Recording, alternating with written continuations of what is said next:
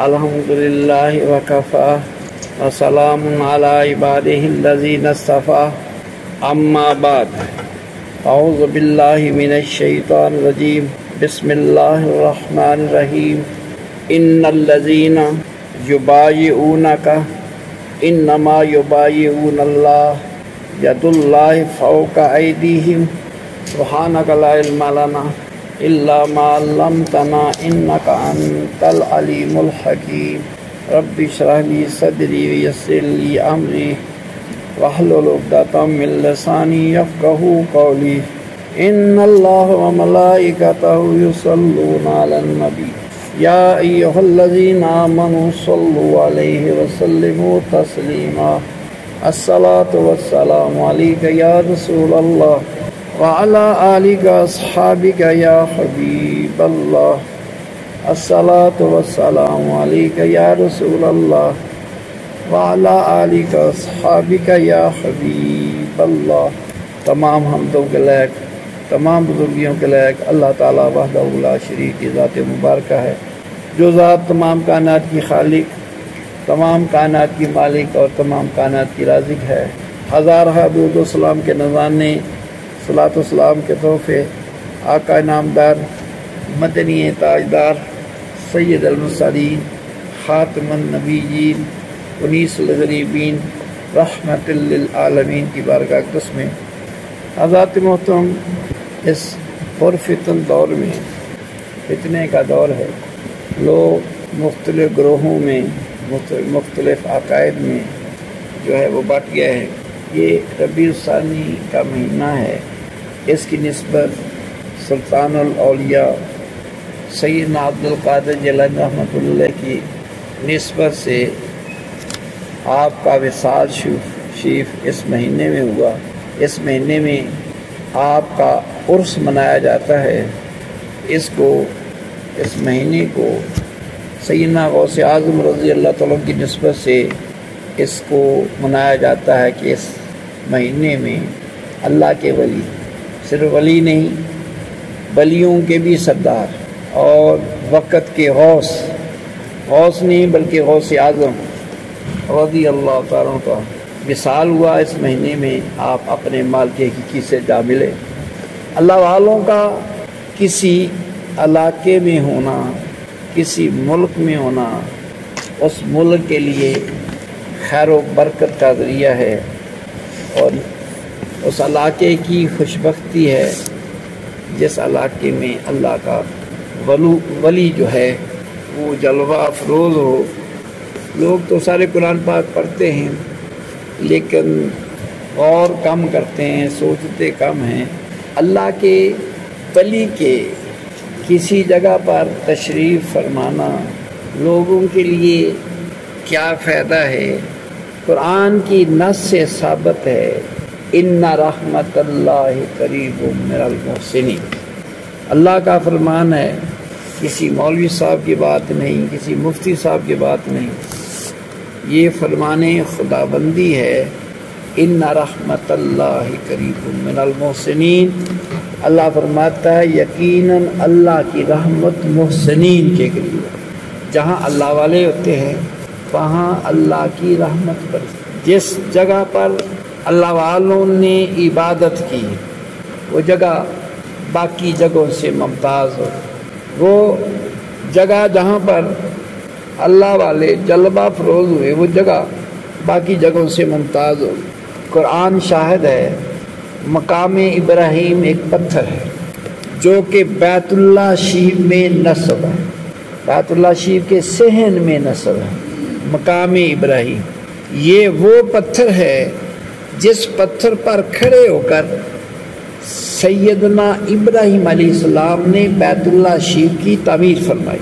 اس پر اللہ کے خلیل، اللہ کے پیغمبر کھڑے ہوئے، اس پر کھڑے ہو کر ہم بھی اپنے گھر بناتے ہیں، مسجدیں بھی بناتے ہیں، پھٹوں کی گو کرتے ہیں، اس پر کھڑے ہو کر مسجد بناتے ہیں، اپنے گھر بناتے ہیں، لیکن ہم نے حالانکہ اللہ کا گھر ہی بنایا ہے پھٹوں پر کھڑے ہو کر، یا کوئی بھی چیز جس پر کھڑے ہو کر ہم نے اللہ کا گھر بنایا، وہ جگہ ممتاز نہیں، لیکن جس پتھر پر کھڑے ہو کر ابراہیم علیہ السلام نے اللہ کا گھر بنایا، اللہ نے اس پتھر کو ممتاز بنا دیا اور فرمایا وَاتَّخِذُوا مِن مَقَامِ إِبْرَاهِيمَ مُصَلًّى، جو مقام ابراہیم ہے اس کو اپنا مصلی بناؤ، جائے نماز بناؤ۔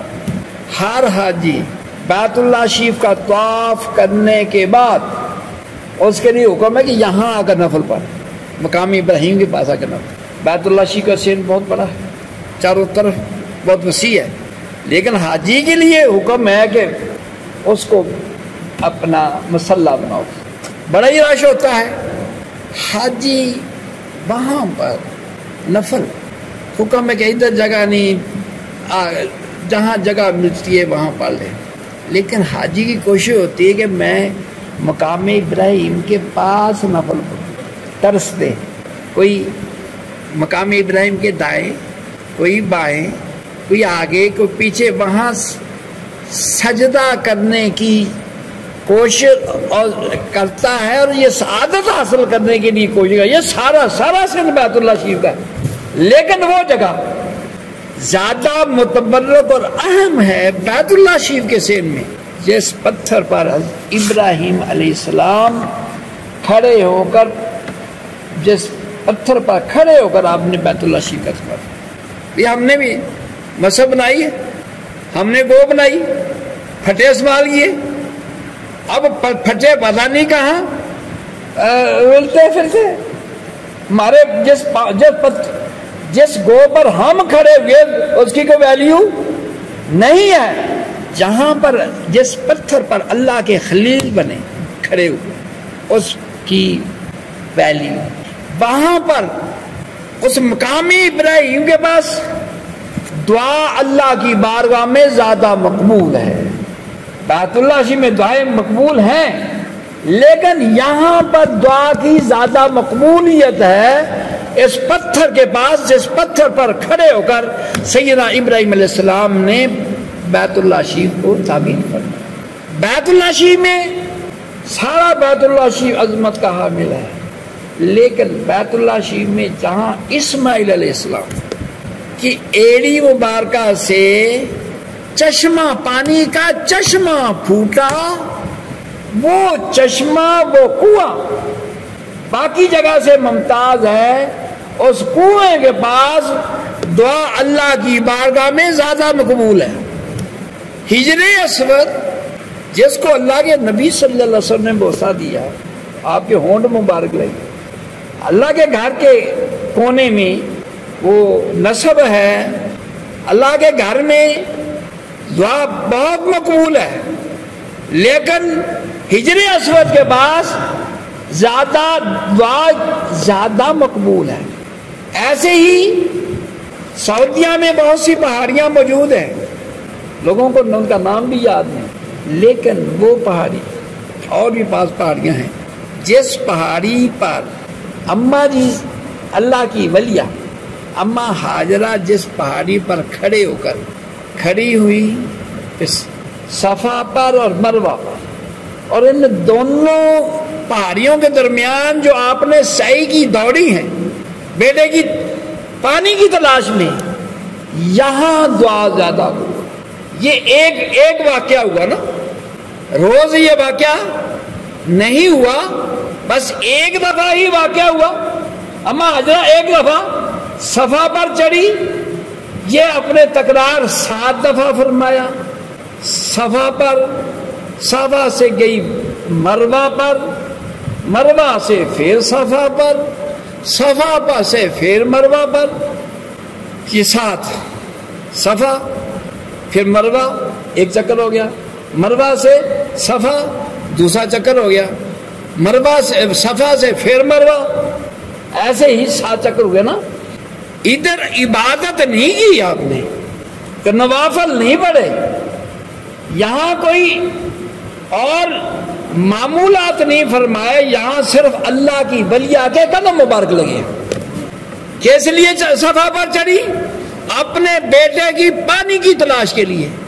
اگر یہاں پر آپ عبادت کرتی تو پھر تو بات کچھ اور تھی، اپنے بیٹے کی پانی کی تلاش کے لیے صفا پر چڑھی، صفا سے مروہ پر پھر گئی، وہاں اللہ نے فرما دیا ان الصفا والمروہ من شعائر اللہ، صفا اور میری مروہ میری نشانیاں ہیں، نشانیاں پر وہاں پر حاجی صفا پر کھڑے ہو کر دعائیں مانگتے ہیں، مروہ پر کھڑے ہو کر بیت اللہ شریف ادھر ہے، صفا مروہ ادھر ہے، عظمت بیت اللہ شریف کی ہے، لیکن اللہ تعالیٰ نے ان پہاڑیوں کو بھی عظمت عطا فرمائی جس پر اللہ کی ولیہ کے قدم لگے۔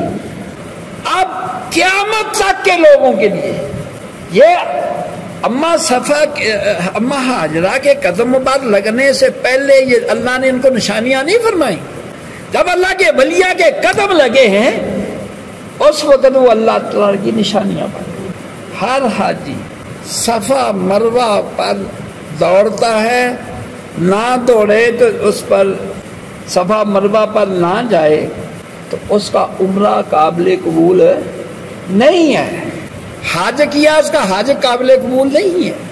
ضروری ہے صفا مروہ پر جو ہے صفا مروہ پر اللہ کی ولیہ دوڑی ویسے دوڑی۔ فرمایا ان رحمت اللہ، معلوم یہ ہوا جہاں پر اللہ کے نبیوں کے قدم لگ جائیں وہ جگہ برکت والی ہو جاتی ہے، عظمت والی ہو جاتی ہے۔ جہاں پر اللہ کے ولی کے قدم بال گئے، اما ہاجرہ ولیہ ہیں، ابراہیم علیہ السلام اللہ کے نبی ہیں، مقام ابراہیم پر اللہ کے نبی کے قدم مبارک لگے، صفا مروہ پر اللہ کی ولیہ کے قدم لگے، اور آب میرے زمزم پر اللہ کے نبی کی ایڑی لگی۔ قیامت تک اس کی برکتیں قیامت تک جاری اور ساری ہیں۔ میں عرض کر رہا تھا اس مہینے کی نسبت سیدنا عبد القادر جیلانی، بہت سے لوگ سیدنا عبد القادر جیلانی رحمۃ اللہ کے ساتھ نسبت رکھنے والے، محبت رکھنے والے اس مہینے کی قدر کرتے ہیں، اپنی طرف سے محبت کا اظہار کرتے ہیں۔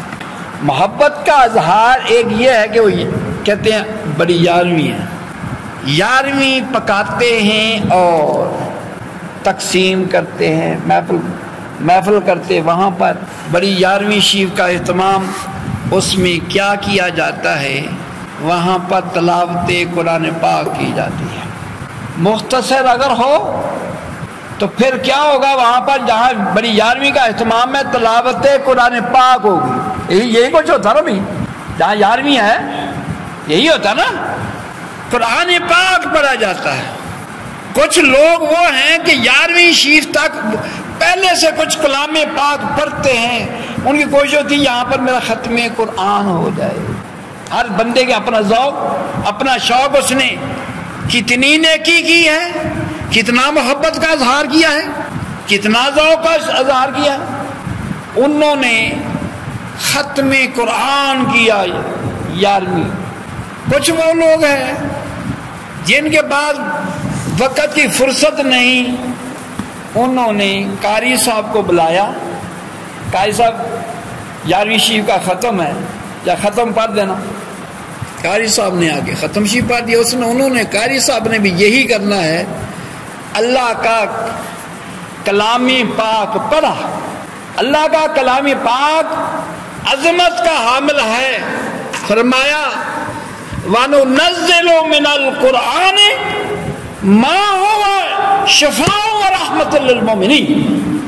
یہ قرآن مومنوں کے لیے، ہم نے مومنوں کے لیے شفا رحمت بنا کر بھیجا ہے۔ جہاں اللہ کا قرآن پاک پڑھا جائے، پڑھنے والا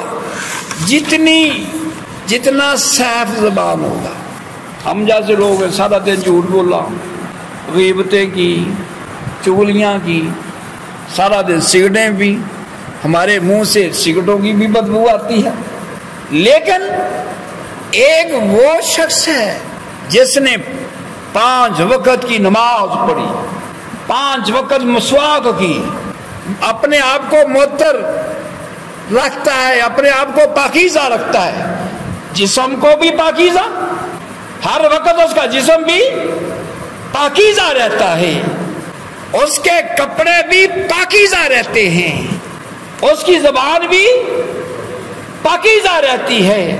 اللہ کا ذکر ہر وقت، اللہ اللہ اللہ، اپنی زبان کو اللہ کے ذکر سے تر رکھتا ہے۔ یہ اللہ کا ذکر وہ ہے جو خود بھی پاکیزہ ہے، ذکر کرنے والے کو بھی پاکیزہ کر کے رکھ دیتا ہے۔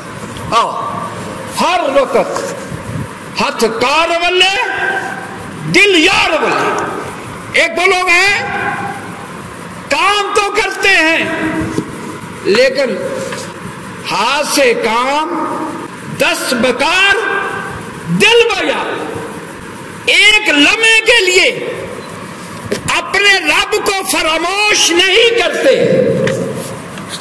ایک لمحے کے لیے۔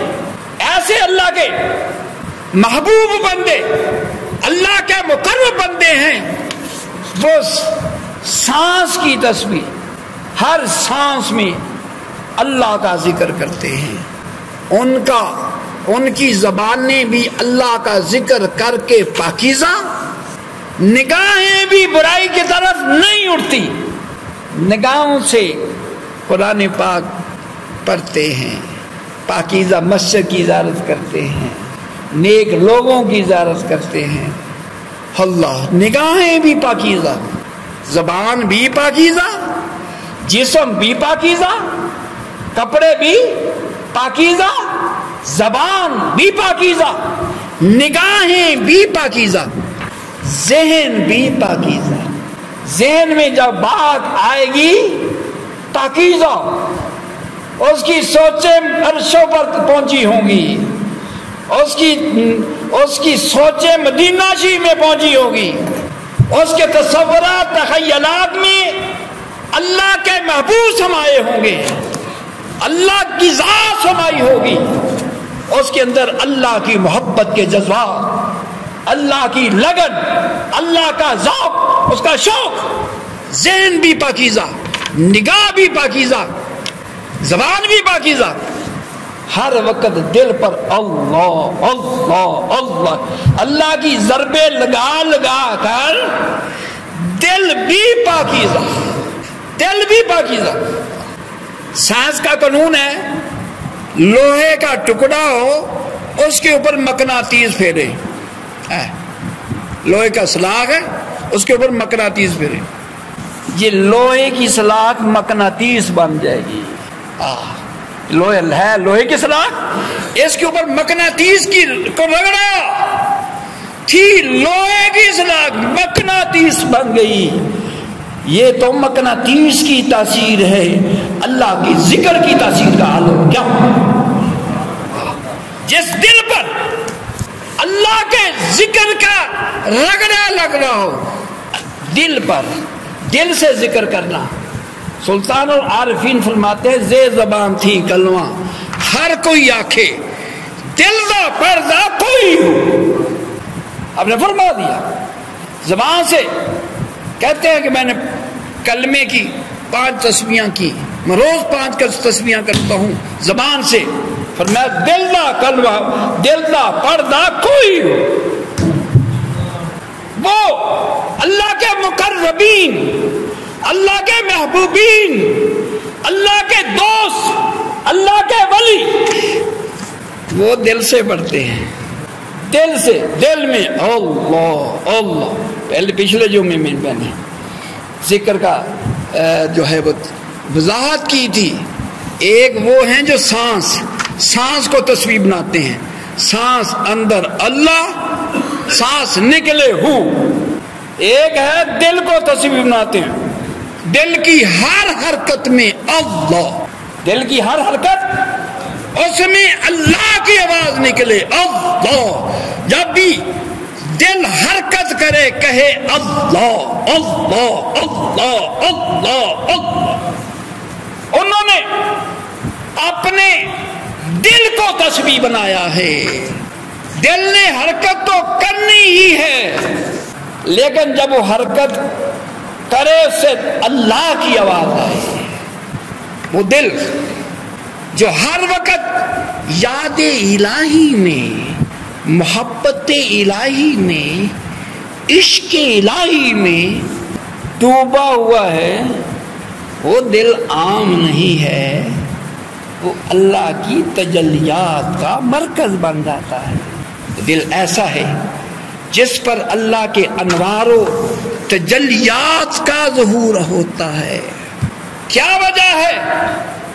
گھر میں اے سی کمرہ ایئر کنڈیشنڈ ہے، صوفے پڑے ہیں، بیڈ پڑے ہیں، اے سی میں اس بہترین بیڈ پر وہ سکون نہیں ملتا جو داتا صاحب کی جالیوں کے پاس بیٹھ کر سکون ملتا ہے۔ جو سکون قلب داتا صاحب جا کر ملتا ہے، گھر میں ایئر کنڈیشن کوٹھی میں وہ سکون نہیں ملتا۔ بابا فرید الدین گنجے شکر رحمۃ اللہ کونی اور گھٹنوں کے بل داتا صاحب، اب مریض پیچھے پیچھے، آپ کونی اور گھٹنوں پر داتا صاحب چلتے۔ مریدوں نے عرض کیا حضور آپ ایسے یہاں پر ایسے کیوں چلتے ہیں؟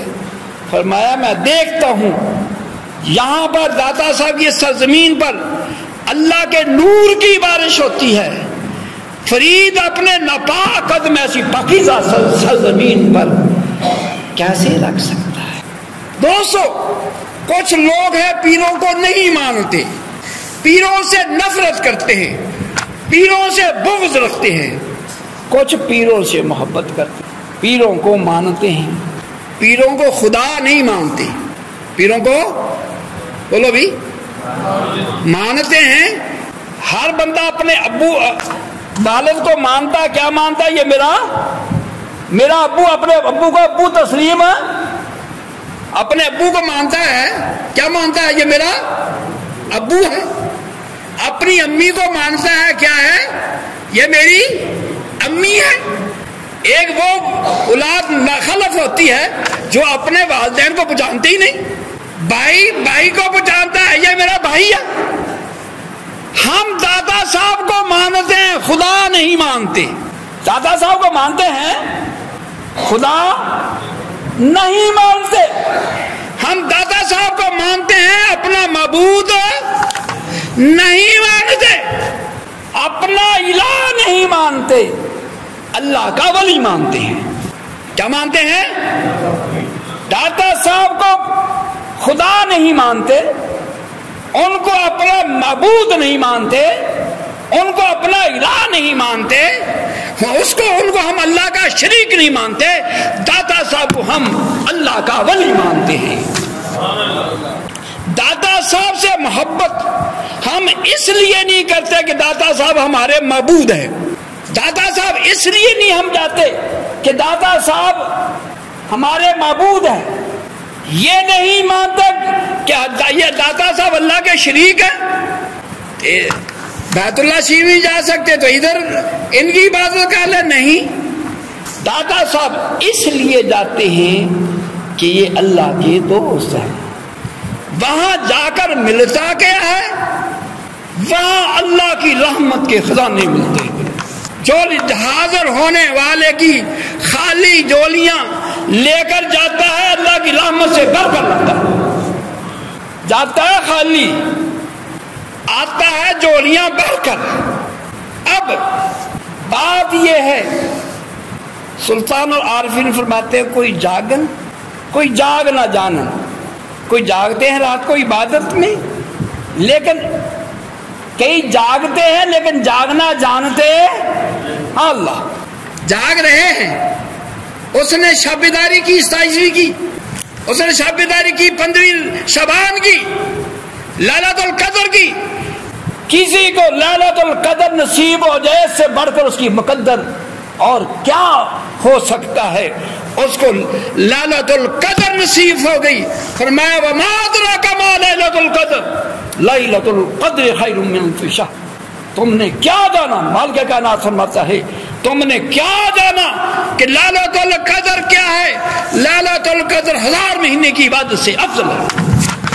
ایک رات کی بات 5 گھنٹے کی رات 6 گھنٹے کی رات ہوگی، جاگا ہے لیکن جاگنا جانتا، جاگ رہا ہے۔ کبھی یہ بھی ہوتا مسجد میں جاگ رہے ہیں، فرشتے بچے شرارتیں کر رہے ہیں، پھلڑ بازی مچا رہے ہیں، پھلڑیاں بانٹی جا رہی ہے، مکھانے لنگر تقسیم ہو رہا، بریانی کھائی جا رہی ہے، ایسے ہی رات کھانے پینے میں گزار دیتے ہیں۔ ہاں کاش یہ عشق الہی تھی، یہ رات عشق الہی نے تیری بھی دے، اس کا ایک ایک لمحہ اللہ کی جستجو میں، اس کی محبت میں، اس کی طلب میں، اس کی تڑپ میں گزر۔ کسی زمیندار نے سنا کہ لالۃ القدر کی رات ایک گھڑی ایسی ہے جو منہ سے مانگو پورا ہوتا ہے۔ باجا غور طلبہ، جو مانگو ملتا ہے۔ زمیندار تھا، اس نے ہر بندہ جس جہاں رہتا ہے ویسی اس کی سوچی ہوتی ہے، اس نے اپنے کندھے پر رکھا سہاگا۔ سہاگے کا پتا ہے کس کے اوپر ہاتھ کھڑا کرے؟ لاہوریاں ان کی پتا سہاگا کی سہاگا زمین تے پھیرن والا سہاگا بھی نواں بنیا سی، بابا پارا سی، سہاگا رکھا اپنے کندھے پر۔ وہ نہ ایک تک اس نے اپنی زبان سے ورد کیا، کہنا سونا ہو جا، سونا ہو جا، سونا ہو جا۔ وہ سانس بھی نہ لے، نہ پانی پیے، نہ کچھ کھائے، کہیں پانی پیتے وہ گڑی نکل نہ جائے۔ سونا ہو جا، صاف دیکھے بھی ہو گیا کہ نہیں ہویا، سونا ہو جا، سونا ہو جا۔ کرتے کرتے رات بیت گئی، رات کے 12 بج گئے، رات کے 12 بج گئے، رات کے 12:30 ہو گئے، رات کا 1 بج۔ اس نے سانس بھی نہیں لیا کہ چلو سہاگے کو نیچے رکھ کے تو ویسے کہہ لوں، موٹا اس نے رکھا بھی موٹے پر، اگر یہ میری بات بن گئی تو میرا مقدر ہے، ہاں میری نسلیں سبر جائیں گے۔ سہاگا بھی شاید 2 من کا ہوگا، 2 من سونا بن جائے، اس نے بڑی لمبی سوچی۔ رات کا 1 بج گیا، دیکھا یہ لکڑی کی لکڑی ہے، کندھا تھک گیا، اب بے بس ہو گیا، اپنے اس سہاگے کو زمین پر پھینک دیا، غصے سے زمین پر پھینکا، کہنے لگا سونا نہیں تو لوہے ہی ہو جا۔ ہاں تھک گیا، اک گیا، کیا سونا نہیں دے لوہے ہی ہو جا۔ وہ گھڑی تھی، وہی گھڑی مقبولیت والی تھی، تم سہاگا لوہا بن گیا۔ ہاں اللہ اکبر۔ کاش پیری بندگی کا سلیقہ، اللہ سے مانگنے کا سلیقہ بتاتے ہیں۔ سیدہ فاطمہ الزہرا رضی اللہ تعالیٰ نے نماز عشاء کے بعد 2 نفل شروع کیے، 2 نفل۔ پہلی رکعت کا پہلا سجدہ، پہلی رکعت کا پہلا ہی سجدہ تھا، اللہ عشق الہی میں ڈوب کر پہلا ہی سجدہ۔ ابھی پہلا سجدہ ہی تھا، سجدہ پورا نہ ہوا، مؤذن نے صبح کی اذان پر اللہ اکبر اللہ اکبر۔ جن کی لاؤ اللہ سے لگ جائے وہ تھکتے اکتے نہیں، ان کا ذوق اور بڑھتا جاتا ہے۔ سیدہ فاطمہ الزہرا رضی اللہ تعالیٰ عنہا کی زبان مبارک سے یہی الفاظ نکلے، یہ مولا تو نے اتنی چھوٹی راتیں بنائی، اتنی تیری چھوٹی راتیں کہ تیرے محبوب کی بیٹی کے 2 سجدے بھی نہیں پورے ہو سکی۔ پہلی رکعت کا پہلا ہی سجدہ، اس ایک سجدے میں رات بیت گئی کہ یا اللہ تیری راتیں اتنی چھوٹی، تو نے اتنی چھوٹی بنائی راتیں، تیرے محبوب کی بیٹی کے 2 سجدے بھی نہیں پورا ہو سکے۔ بندگی اللہ والے، بندہ مرید کیوں ہوتا ہے؟ اللہ والے بندگی کا سلیقہ بتاتے ہیں، سلطان العارفین فرماتے ہیں کچھ جاگن کوئی جاگ نہ جانا، کوئی جاگ رہا ہی ستے ہوئے، بندی کا سلیقہ۔ پیر ہمارے معبود نہیں، پیر ہمارے رہبر و رہنما ہیں۔ کیا ہے؟ رہبر و رہنما ہیں۔ جو کسی مرشد کامل کے لال لگ جاتا ہے، میاں محمد بخش رحمۃ اللہ فرماتے ہیں کامل مرد محمد بخشا لال بناوے پتھر دا۔ صرف اس مہینے میں 11ویں پکا دینی، 11ویں کھا لینی، یہ غوث پاک کا ماننے والا نہیں بنتا۔ 11ویں کوئی فرض واجب نہیں ہے، مستحب عمل ہے۔ کوئی 11ویں پکا کے کہہ غوث پاک کا ماننے والا نہیں۔ غوث پاک کی تعلیمات پر چلنا ہوگا، تلاش کرنا ہوگا کہ غوث پاک کی تعلیمات کیا ہے، غوث پاک کے معمولات کیا ہے۔ سیدہ فاطمہ زہرا رضی اللہ تعالیٰ عنہ نبیہ تو نہیں ہے نا، نبی کی بیٹی ہے نا۔ بلال حبشی رضی اللہ تعالیٰ نبی نہیں، نبی صلی اللہ علیہ وسلم کے امتی ہیں۔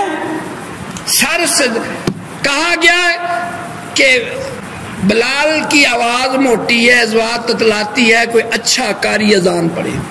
اچھے قاری نے اذان پڑھی، ساری رات بلال حبشی کی سجدے میں بیت گئی، ساری رات۔ یا اللہ کتنی سعادت مندی کہ تیرے محبوب کا میں مؤذن، آج مجھ سے وہ نعمت چھن گئی۔ وہ غلام تھے، پیارے کریم آقا علیہ السلام سے دوری ان کو گوارا نہیں تھی۔ ساری رات روتے تڑپتے بیت گئی، ساری رات ایک سجدے میں بیت گئی۔ اب کیا ہے، سورج طلوع نہیں ہوگا، اذانیں ہو گئی، انتظار ہے کہ پاؤں پھٹے تو جو ہے وہ جماعت کرائی جائے۔ سورج نہیں طلوع ہو رہا۔ اللہ تعالیٰ نے جبرائیل علیہ السلام کو پیارے محبوب صلی اللہ علیہ وسلم کے پاس بھیجا اور فرمایا میرے محبوب سے میرا پیغام دے دے، جب تک میرا بلال اذان نہیں پڑے گا میں نے سورج طلوع نہیں کرنا۔ یہ بندی کا سلیقہ کہاں بلال حبشی کو کہاں سے ملا؟ اس محبوب کبریا سے ملا۔ مرشد جو ہے وہ مرید کو اللہ اللہ کرنے کا سلیقہ بتاتا ہے، تربیت کرتا ہے، اللہ کو منانے کا سلیقہ بتاتا ہے، اللہ کی عبادت کا سلیقہ بتاتا ہے، اللہ کی بارگاہ کے آداب سکھلاتا ہے، اس کو کامل مسلمان بناتا ہے۔ مختصر یہ ہمارے اوپر خواہ مخواہ فتوے لگتے ہیں کہ پیروں کو پوجتے ہیں۔ میں اپنے مرشد کے پاس گیا، بیعت ہوا، مرشد نے مجھے سبق دیا، کہو بیٹا اللہ۔ کیا بولا؟ اللہ اللہ اللہ۔ جب تک محفل ہوتی رہی مجھے یہی مرشد سے کیا ملا؟ اللہ کرنے کا سلیقہ ملا، رب کرنے کا، اللہ کرنے کا سلیقہ۔ اللہ تعالیٰ ہمیں عمل کی توفیق نصیب فرمائے۔ مختصر یہ صرف 11ویں پکا دینا کافی نہیں غوث پاک کے ماننے کے لیے، غوث پاک کی تعلیمات پر عمل کرنا ہوگا۔ غوث پاک نے بچپن میں بھی رمضان میں دن کو کھایا پیا، دودھ نہیں پیا، شیر خارگی میں دودھ نہیں پیا، تو وہ غوث پاک کا ماننے والا وہ روزے نہ رکھے، گرمی بڑی ہے نہیں۔ غوث پاک نے ڈاکوؤں نے قافلے، آپ کے قافلے کو لوٹ لیا، ہر قافلے والے کو لوٹ لیا۔ آپ کے پاس 40 دینار تھے، ڈاکوؤں نے آپ سے پوچھا بھی بیٹا تیرے کے پاس کیا؟ آپ نے فرمایا میرے پاس 40 دینار ہے۔ مختصر میں کہتا ہوں، ڈاکو کے سردار نے کہا بیٹا تو جھوٹ بول کے بچا لیتا اپنے 40 دینار، جھوٹ کیوں نہیں بولا؟ فرمایا میری امی نے کہا تھا بیٹا کبھی جھوٹ نہیں بولنا، ہاں کبھی جھوٹ ہے نہیں بولنا۔ اس حال میں بھی آپ نے جھوٹ نہیں بولا، چہ جا کے ہو غوث پاک کا ماننے والا اور جھوٹ پر جھوٹ بولتا رہے۔ غوث پاک کی 11ویں کے ساتھ ساتھ غوث پاک کی تعلیمات کو بھی ذہن میں رکھنا ہوگا. ہم غوث پاک کے ماننے والے ہیں، ہم نے غوث پاک کے نقش قدم پر چلنا ہوگا. وما علینا.